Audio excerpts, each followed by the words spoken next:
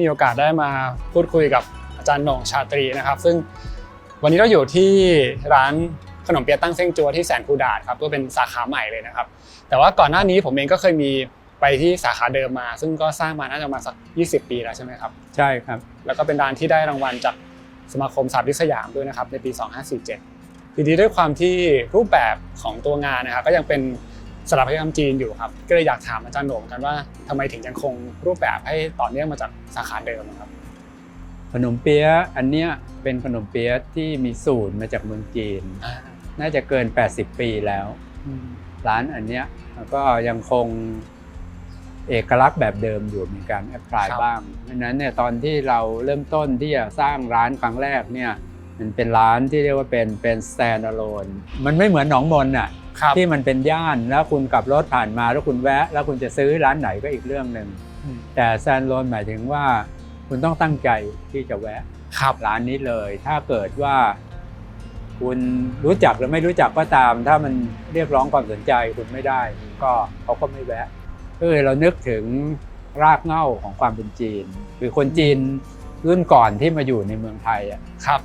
แต่ว่าความที่ผมเองก็ไม่ได้เชี่ยวชาญเรื่องจีนนะเอามาแล้วมันคล้ายๆศาลเจ้านะคนผ่านไปผ่านมาตอนแรกก็คิดว่าโอ้เขากำลังสร้างศาลเจ้ากันซึ่งสุดท้ายก็มาพบว่ามันเป็นร้านขนมซึ่งพูดไปมันก็เรียกร้องความสนใจได้จริงๆสมัยก่อนถนนวิ่งเร็วแล้วก็ทำร้านนั้นประสบความสำเร็จนะแล้วก็จะเห็นว่าสเกลของร้านนั้นในสมัยนั้นเนี่ยจะทำเตี้ยๆทางเดินก็จะสูงแค่2.20 เมตรครับเพราะว่าเราระวังมากคือเรากลัวมันจะเสียคาแรคเตอร์ของดั้งเดิมของร้านเพราะขนมเปี๊ยะนี่เป็นขนมเปี๊ยะชาวบ้านเนาะความเป็นโฟล์คของมันเนี่ยสำคัญความเป็นชาวบ้านเนี่ยสำคัญเราก็เลยพยายามจะควบคุมที่ตัวสเกลของมันเล็กๆไม่อยากให้มันเสียสปิริชวลแบบดั้งเดิมไปครับนั่นก็คือที่เราทำที่ร้านเดิมทีนี้ความจำเป็นเนี่ยทำให้เราต้องมาตั้งร้านขนมเปี๊ยะตรงนี้เนื่องจากว่าร้านเดิมเนี่ยไม่อยู่บนถนนสายหลักคนที่มาจากเชียงเซาเข้ามาวัดหลวงพ่อโสธรมาส่วนที่สำคัญต่างๆก็จะไม่ผ่านร้านนั้นเลยครับมันก็เหมือนกับว่าร้านตั้งเส้งจั๊วมีชื่อเสียงโด่งดังแต่ว่าหาร้านไม่เจอเราก็เลยมีความคิดว่าเราน่าจะมาทำบนถนนสายนี้ดูซึ่งเป็นทางก่อนที่จะกลับกรุงเทพนะแต่ว่าเรามาช้าไปที่ดินตรงต้นทางเนี่ยก็ถูกจับจองไปหมดแล้วก็เหลือเขาเรียกว่าปลายน้ำครับก่อนหน้านี้มีร้านของฝากเป็น10 ร้านเลยใหญ่ๆดักอยู่ตลอดทางแล้วก็ด้วยเหตุผลอะไรคนที่จะแวะที่ร้านเราก็เป็นโจทย์สำหรับผมที่จะคิดว่าถ้าอย่างนั้นเนี่ยเราควรจะสร้างสิ่งที่มันเป็นสาวิกรรมที่มันดึงดูดแล้วก็เป็นอะไรที่มันดีจริงๆที่ทำให้คนอยากจะมาแวะเวลาที่มาในตอนนั้นก็ไม่ได้นึกถึงเรื่องที่เป็นแฟชั่นเลยนะอย่างเช่นว่าเป็นสถานที่สวยๆที่คนจะมาเช็คอินอะไรกันแต่นึกถึงความรู้สึกที่อยากให้มันเป็นงานสาวิกรรมที่คนรักแล้วก็มันยั่งยืนจริงๆคืออยู่นานๆอยู่เป็น50 ปี100 ปีอะไรคิดอย่างนั้นแล้วคำถามที่ว่าทำไมยังคงลักษณะของความเป็นจีนอยู่เนื่องจากว่าไอ้ตราที่เราได้เคยประทับไว้เหมือนกับว่าเป็นสัญลักษณ์เป็นความรู้สึกของร้านน่ะที่เราได้ทำไว้ครั้งแรกตอนที่เราออกมาที่ถนนเนี่ยมันก็คือรากเหง้าของความเป็นจีนเราก็เลยคิดว่ามันมีสิ่งที่เราจะต้องรักษาไว้อันนี้ผมก็มีการตัดสินใจระหว่างการจะทำให้งานชิ้นเนี้ยมันเป็นงานสมัยใหม่จริงๆกับงานที่มันอยู่ระหว่าง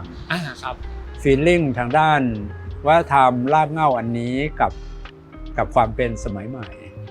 นี้ผมคิดว่าเราตัดสินใจถึงทางเลือกที่2เพราะเราคิดว่ามันสำคัญแต่ว่าเราก็มีประเด็นที่สำคัญมากในการทำงานชิ้นนี้เนี่ยคือเราพูดกันเล่นๆหยิบยืมมอตโต้คนอื่นมาใช้นะผมเคยเห็นเพจในอินเทอร์เน็ตอันหนึ่งที่เป็นเพจกราฟิกที่เขาเขียนว่ารอบนี้จริงกว่าเดิมผมก็ชอบวลีนี้มากรอบนี้จริงกว่าเดิมแล้วผมก็คิดว่าเอาละเรามารอบเนี้ยเราจะจีนเหมือนเดิมนะแต่มันจะจริงกว่าเดิมเหตุผลของเรื่องนี้มันมาจากการที่เมื่อก่อนหน้านี้เนี่ยเราก็ได้สร้างบ้านให้กับครอบครัวนี้ เป็นกลุ่มอาคารชื่อบ้านเฉินใจนะครับ แล้วก็ในความเป็นสถาปัตยกรรมในเรื่องวัสดุอะไรเนี่ยมันก็จริงกว่าร้านแรกที่เป็นเหรียญทองเพราะนั้นมีข้อจำกัดในงบประมาณก็คือว่ามันเริ่มมีคอนกรีตเปลือยมีไม้เก่ามีการประกอบงานที่เป็นสัจจนิยมดีกว่าเป็นสัจจนิยมที่แข็งแรงกว่าร้านที่บางค้าครับแต่บ้านนี้ก็อยู่ที่บางค้าเหมือนกันนะแล้วก็เราก็ได้รับข้อมูลจากเจ้าของว่าเวลาที่ใครมาเยี่ยมที่บ้านแล้วเขาจะชอบสถาปัตยกรรมอันนั้นมากเขาเรียกว่าบ้านอาม่านะเป็นสถานที่ต้อนรับมันก็จะเป็นอาคารหลังยาวๆแล้วก็ทำด้วยไม้เก่าผสมกับคอนกรีตแต่ว่าสิ่งที่ต่างกันก็คือว่าความมั่นคงด้านวัสดุหรือว่าตัวสปิริตชัวที่มันมีความชัดเจนแข็งแรงกว่าเราก็เลยมีธงว่าถ้างั้นเนี่ยเราทำสถาปัตยกรรมร้านใหม่เนี่ยนอกจากเราจะทำให้มันโมเดิร์นขึ้นแล้วเรายังอยากจะทำให้มันสปิริตชัวมันแข็งแรงขึ้นครับเราคิดว่านี่เป็นเป้าหมายที่สำคัญเราก็จะรวม2ฟีลลิ่งนี้เข้าด้วยกันให้ได้เราก็เลยตัดสินใจที่ว่าที่จะสร้างคอมโพสิชันร้านนี้ขึ้นมาครับส่วนสำคัญมากที่เราทำก็คือตัวซุ้มตรงข้างหน้าแล้วก็ศึกษาเรื่องสตรัคเจอร์แบบจีนที่เป็น tradition จริงๆที่เป็นงานคลาสสิกของเขาเนี่ยนะครับก็คือเขาเรียกว่าสตรัคเจอร์แบบโตกงซึ่งเป็นโครงสร้างไม้ที่ใช้วิธีแคนทิลีฟออกมาเพื่อให้ยื่นหลังคาได้แล้วก็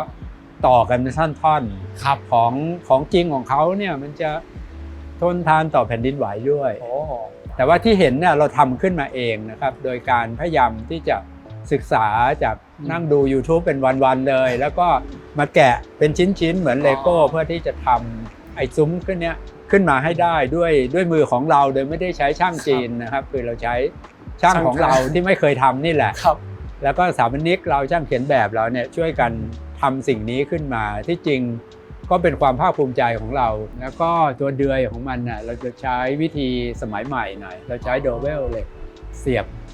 ขึ้นไปเนี่ยของจีนเนี่ยเขาจะเป็นเดือยเป็นไม้ทั้งหมดเราก็มีไม้ส่วนหนึ่งแล้วก็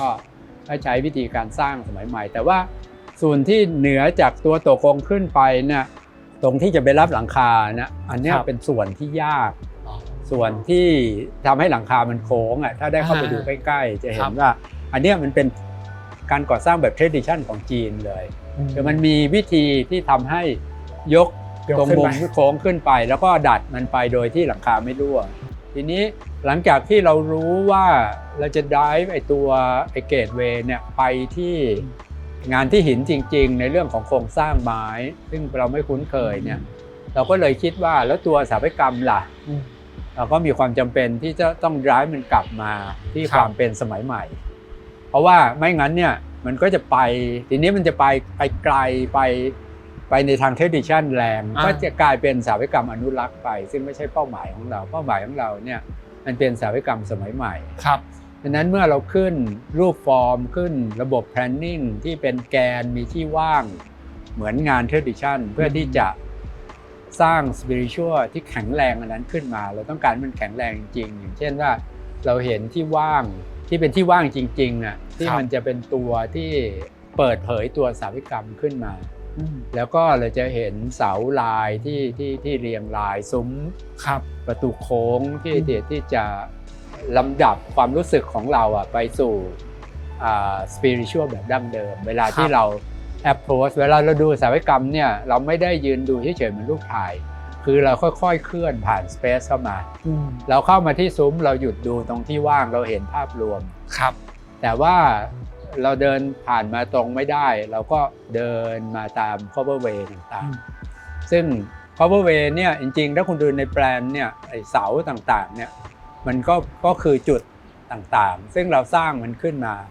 เป็นระนาบเราเรียกว่า conceptual ของระนาบเนี่ยถ้าเราสังเกตดูจุดที่เรายืนเนี่ยถ้าตรงที่ผมยืนเนี่ยจะเห็นเสาเนี่ยติดกันเป็นระนาบเลยแต่เราจะรู้ถึงความที่มันเป็น conceptual ระนาบเพราะเรามองไปที่พื้นเราจะเห็นว่าเงาของมันแยกออกจากกันเห็นเสาวิ่งเป็นต้นๆเรารู้ว่ามันมีอากาศอยู่ในระหว่างนั้นอันนี้เป็นเทคนิคด้านสถาปัตยกรรมที่เราทำงานกับเรื่อง cosmic force ทีนี้การย้ายกลับมาเป็นงานสมัยใหม่เนี่ยก็คือ ผมก็เริ่มต้นจากการตัวสไตล์ไลท์ตัวรูปฟอร์มผมสังเกตดูสันหลังคา ครับ ที่มันยังคงเรื่องสปิริตชัวอยู่แต่ว่ามันจะออกอาการโมเดิร์นถูกสไตล์ไลท์ให้เรียบง่ายลง ครับ ใช้เมทัลชีทที่เป็นหลังคาสมัยใหม่ เพื่อให้มันได้คาแรคเตอร์ที่เป็นสมัยใหม่จริงๆแล้วก็ใช้งานคอนกรีตเปลือยซึ่งเป็นตัวแสดงเอกของสถาปัตยกรรมยุคโมเดิร์นเพราะฉะนั้นเราก็จะเห็นว่าคำว่ารอบนี้จริงกว่าเดิมเนี่ย เราจะทำมันในทุกๆมิติในทุกๆรายละเอียดถ้าดูในภาพรวมส่วนผสมของงานชิ้นนี้ก็คือที่จริงเราตั้งใจจะทำสถาปัตยกรรมสมัยใหม่ มันมีกลิ่นอายของอดีตที่เป็นรากเหง้าของเจ้าของร้านขนมนี้ก็คือมีกลิ่นอายของความเป็นจีนแต่จะเห็นว่าโดยสถานะของมันเนี่ยในความสัมพันธ์กับเมืองหรือประเทศนี้เนี่ยมันจะยกระดับขึ้นมาหน่อยจากการที่เป็นร้านของชาวบ้านที่สเกลเล็กๆอะไรต่างๆเนี่ยคุณดู cover way ไว้จะสังเกตว่าจาก2.20 เมตรมันจะกลายเป็น3 เมตรครับซึ่งเวลาเดินไปมันก็จะให้ความรู้สึกที่มันโอดโถงขึ้นซึ่งแต่เดิมเป็นสิ่งที่ผมระวังและจะไม่ทำในความหมายเดิมแต่ว่าเราก็พากันคิดว่ามันถึงเวลาแล้วที่สถาปัตยกรรมนี้จะบอกเล่าถึงความสำเร็จของครอบครัวนี้ในณวันหนึ่งที่สามารถเป็นร้านขนมที่มีศักดิ์ศรีระดับชาติ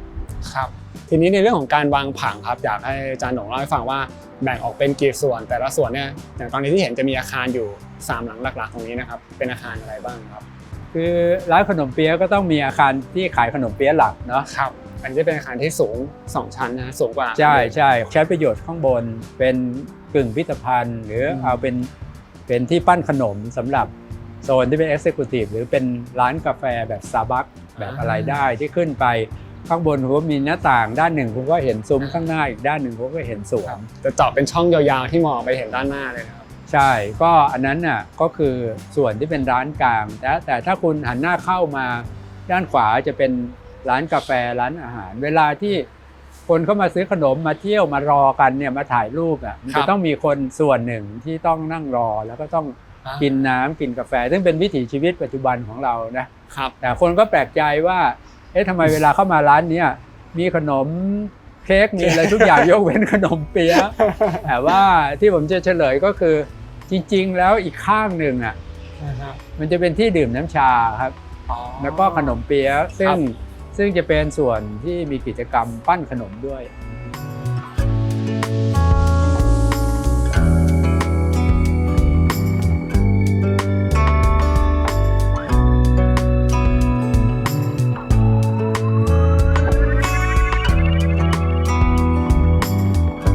ตอนนี้ก็เดินมาอีกจุดหนึ่งนะครับพี่หน่งพื้นที่ตรงนี้เนี่ยมันเป็นส่วนที่จริงๆแล้วเขายังไม่ได้มีการเปิดใช้งานใช่ไหมครับเห็นมีเขียนว่าเป็นเวิร์กช็อปครับใช่ครับแนวคิดของร้านเนี่ยที่จริงถ้าสังเกตดูร้านตั้งซิ่งจัวเดิมเนี่ยจะเป็นขนมที่แพ็คอยู่ในกล่องแล้วครับแต่จริงหัวใจสำคัญขนมเปี๊ยะเวลาจะอร่อยเนี่ยมันต้องเป็นขนมเปี๊ยะสดที่อบสดอันนั้นเขาก็จะ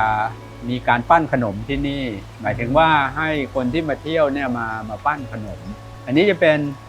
พื้นที่ที่สำคัญของโครงการนี้ครับแต่ว่าฮาร์ดแวร์มันเสร็จแล้วแต่ว่าซอฟต์แวร์กำลังเตรียมอยู่ทีนี้ตรงนี้เป็นจุดหนึ่งที่ตอนเช้าผมก็เห็นมีป้ายติดว่าห้ามเข้าด้วย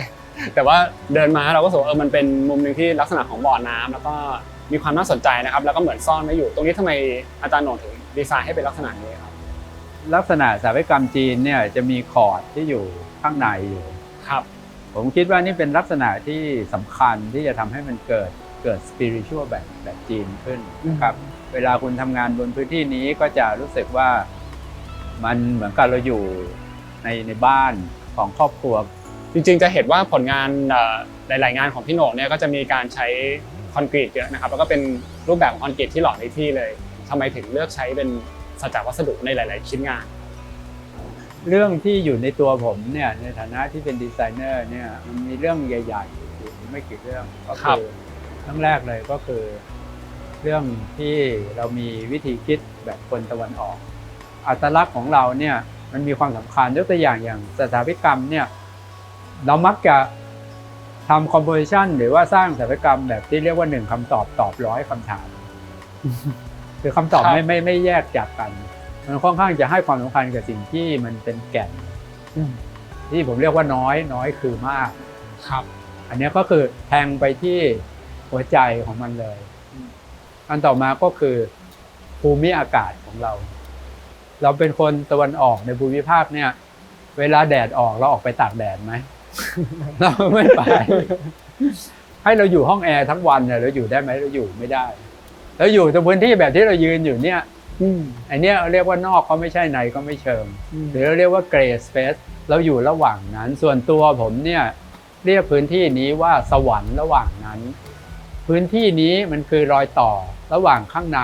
กับธรรมชาติข้างนอกมันคือธรรมชาติถ้าพื้นที่ที่เป็นพื้นที่ปิดแบบเนี้ยแต่ว่าเราเขียนว่ามันคือสีดำข้างนอกคือสีขาวตรงที่เราอยู่นี่คือสีเทาเสน่ห์ของสถาปัตยกรรมเนี่ยก็คือพื้นที่สีเทาที่คุณทำเนี่ยถ้าคุณเป็นคนเคยเขียนสีน้ำคุณจะรู้ว่าตอนที่คุณไม่เก่งครับให้คุณทำ3เฉดขาวเทาดำเลยใช่ไหมขาวเทาดำใช่ไหมแต่ว่าคุณเก่งขึ้นคุณสอบเข้าสถาปัตย์ได้แล้วเขาก็ให้คุณทำ5เฉด7เฉดคุณเก่งมากๆเนี่ยคุณจะทำเฉดที่มันซับซ้อนของตัวสถาปัตยกรรมวิธีการสร้าง Gray Space เนี่ยมันเป็นหัวใจของภาษาสถาปัตยกรรมเลยครับเป็นสิ่งที่เชื่อมโยงลักษณะรูปธรรมเข้ากับนามธรรมเพราะว่าสิ่งที่คุณยืนอยู่เนี่ยอย่างในห้องเนี่ยมันเป็น Space เป็นรูปเนี่ยแต่ที่จริงมันไม่ใช่พื้นที่ปิดมันไม่ใช่ Space มันเป็นนามธรรมของ Space มันเป็น Conceptual ของ Space เวลาคุณตั้งเสาอยู่เนี่ยเสาเนี่ยถ้าคุณดูในแปลนมันเป็นจุดถ้าคุณเอาจุดไปเรียงชิดกันเนี่ยมันจะเกิดเป็นเส้นแต่คุณดึงมาออกจากกันน่ะมันจะเกิดสิ่งที่เรียกว่านามธรรมของเส้นคอนเซปชวลของเส้นเนี่ยมันเรียงถ้าคุณเดินในแปลนเป็นเส้นแต่เวลาที่คุณดึงมันขึ้นไปอีกมิติมันจะเกิดคอนเซปชวลของระนาบคุณยืนอยู่ตรงนี้มันจะมีระนาบหนึ่งที่วิ่งไปนี้แต่มันเป็นนามธรรมครับคือข้างนอกกับข้างในมันเอื้อมมือถึงกันได้แต่ว่าคุณจะรู้สึกถึงความมีอยู่ของมันถึงแม้จริงๆที่ตาเห็นมันไม่มีแต่เรารู้สึกได้ว่ามันมีอยู่แต่ถ้าคุณอยากจะรู้ว่าพื้นที่สีเทาเบาที่สุดเป็นยังไงคุณเป็นเด็กคุณไปดูหนังกลางแปลงคุณเอาเสื่อไปปูผืนหนึ่งปุ๊บมันเกิดเขาเรียกว่า conceptual space เป็นรูปเสื่อมันก็ define space ขึ้นมาใช่ไหมครับใช่แต่มันจะเป็นสีเทาที่อ่อนมากครับถ้าคุณปักเสาลงไป4ต้นมันจะเป็นรูปลูกบาศก์คอนเซปชวลอันนี้เอาผ้าขึงไปเป็นหลังคามันจะเป็นสีเทาที่เข้มขึ้นคุณปิดผนังด้านหนึ่งมันจะเกิด direction เลยอันนี้เป็นฉากหลังอันนี้หันหน้าไปข้างนี้แต่ด้านที่คุณปิดคุณไปเจาะรูมันจะเชื่อมโยงระหว่างด้านนู้นกับด้านนี้เพราะฉะนั้นเนี่ยสิ่งที่เกิดขึ้นล้วนแล้วแต่เป็นลักษณะนามธรรมทั้งสิ้นเลยจากขาวไปจนถึงมืดเนี่ยคุณสามารถทำได้เป็น10เฉดเพราะว่าสถาปัตยนิยมเนี่ยมันมีพื้นฐานอยู่กับเรื่องที่เป็นเรื่องจริงของมันนะครับคือผมต้องการที่จะแหวกไปถึงแก่นส่วนที่เป็นแก่นของมันคือลักษณะโครงสร้างที่มันเกิดจากภูมิปัญญาอันเนี้ยลองนึกดูว่าถ้าผมทาสีเขียวสีแดงไปเนี่ยมันก็เหมือนซุ้มของเยาวราชเลยนะครับอันนี้เราจะเอามาทั้งเปลือกทั้งแก่น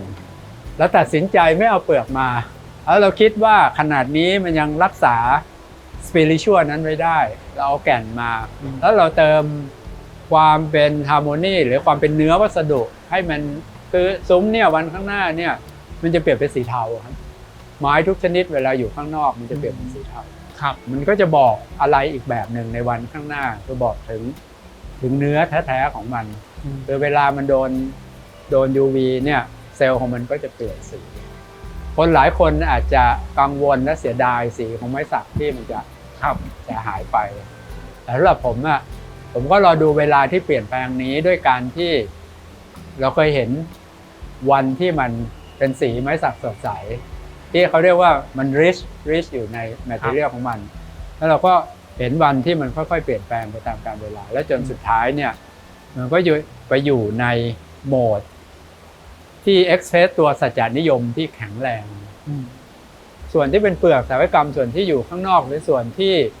มันเป็นรากฐานที่แข็งแรงที่สุดของตัวสถาปัตยกรรมเนี่ยคือพื้นผนังหลังคาฝ้าเนี่ยผมจะเลือกใช้ วัสดุที่มันเป็นเนื้อแท้ๆมากกว่าเพราะว่ามันให้ความรู้สึกอย่างคอนกรีตเนี่ยสิ่งที่คอนกรีตให้ความรู้สึกก็คือเวลามันอยู่ในธรรมชาติเนี่ย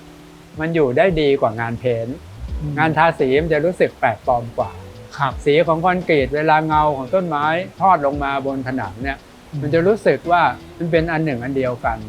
มันไม่ได้ขาวจั๊วมันไม่ได้เรียบเนียนมันมี texture ครับยิ่งคอนกรีตลายไม้มันก็ทิ้งลายมือของการทำงานของช่างไว้ไอ้รูอันนั้นน่ะมันเกิดจาก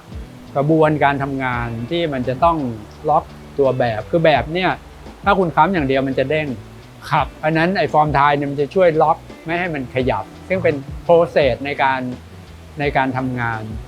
ส่วนไม้ที่เราใช้ประกอบงานเนี่ยมันก็ทิ้งยางและทิ้งสีที่ต่างกันไว้เราต้องการที่จะแสดงให้เห็นว่าเวลาที่เราเอาไม้ต่างชนิดกันมาประกอบเป็นแบบเนี่ยมันก็ให้ผลทิ้งร่องรอยไปที่คอนกรีตครับและการทำงานของช่างถึงว่าคุณทำแล้วมันพลาดมันไม่เนียบมันก็จะปรากฏอยู่อย่างนั้นคือคำว่าสัจจนิยมนี่หมายความว่าในงานของเราก็จะไม่นิยมซ่อมคือคุณทำเต็มที่แล้วมันได้เท่านี้ก็เท่านี้โครงการเนี่ยมันหินสุดๆเลยก็คือมันเป็นการเทเกือบ 100% มันจะไม่เห็นผนังก่ออิฐฉาบปูนเลยครับไม่ว่าจะเป็นส่วนไหนของอาคารเพราะฉะนั้นเนี่ยคนที่ทำงานอันเนี้ยจะมีความผิดพลาดไม่ได้เลยตลอดช่วงเวลาการทำงานของเขาแล้วก็ต้องเป็นคนที่เราไว้ใจมากๆผมอยากจะเอ่ยชื่อช่างคนนี้นะช่างคนนี้ชื่อช่างสมชายครับผมอยากอุทิศงานออกแบบชิ้นนี้ให้กับการทำงานของช่างครับกระจกมันก็มีอาการที่เป็นตัวแทนของความเป็นเมืองความเป็นสมัยใหม่ครับเวลาคุณเอากระจกไปกุในป่าที่ท่ามกลางต้นไม้ไปอาคารใสๆในต้นไม้คุณรู้สึกมันให้ความรู้สึกพิเศษมากเพราะว่ากระจกเนี่ยมันมีความเป็นเมืองอยู่แต่ว่ามันสะท้อนภาพของป่าได้ชัดเจนเพราะนั้นเนี่ยเวลาที่เราผสม feeling ของ spiritual อันนี้เนี่ยเราก็จะพบว่างานชิ้นนั้นเนี่ยมันจะรู้สึกใกล้ชิดธรรมชาติแต่มันจะรู้สึกโมเดิร์นทันสมัยบางแล้วก็เบาสมกับที่เป็นงานสมัยใหม่ทีนี้ไอ้ไม้เนี่ยมันเป็น warm material เนี่ยเราเข้าใกล้มันเราสัมผัสมันเราก็รู้สึกใกล้ชิดคือเราอยู่กับมันมานานแล้วเอามาคอมโพสกับตัวคอนกรีตเนี่ยมันก็จะเกิดความรู้สึกที่มันก็มาผสมกันละทีเนี้ยมันขึ้นอยู่กับเราต้องการให้มันยังไงคุณสังเกตดูวิธีผสมของผมเนี่ยตอนแรกผมให้มาแต่จิตวิญญาณก่อนครับคือให้มาเป็นไม้แบบแล้วก็ทิ้งมันเอามันออกไปแล้วก็ทิ้งร่องรอยของมันไว้ทิ้งยางของมันไว้ครับต่อมาคุณสังเกตว่าลายมันใกล้เคียงกันเราเอามันมาจริงๆแล้วมาอยู่ข้างนอก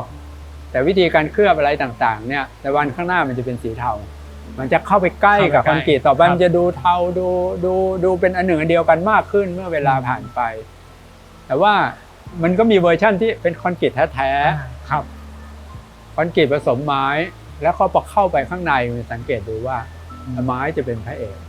คือคอนกรีตเหมือนเสื้อนอกครับไม้เหมือนเสื้อข้างในมันเป็นส่วนที่ให้ความอบอุ่นข้างในแต่ทั้งหมดนี้ผมไม่ได้เน้นให้มันเป็นงานตกแต่งมากมายแต่ว่าเน้นที่จะใช้มันสัจจานิยมเนี่ยมันเป็นภาษาที่สำคัญที่สุดอันหนึ่งที่ผมใช้ในการที่จะเรียก spiritual แบบสมัยใหม่มาพร้อมกับสิ่งที่เป็นตัวแทนของ tradition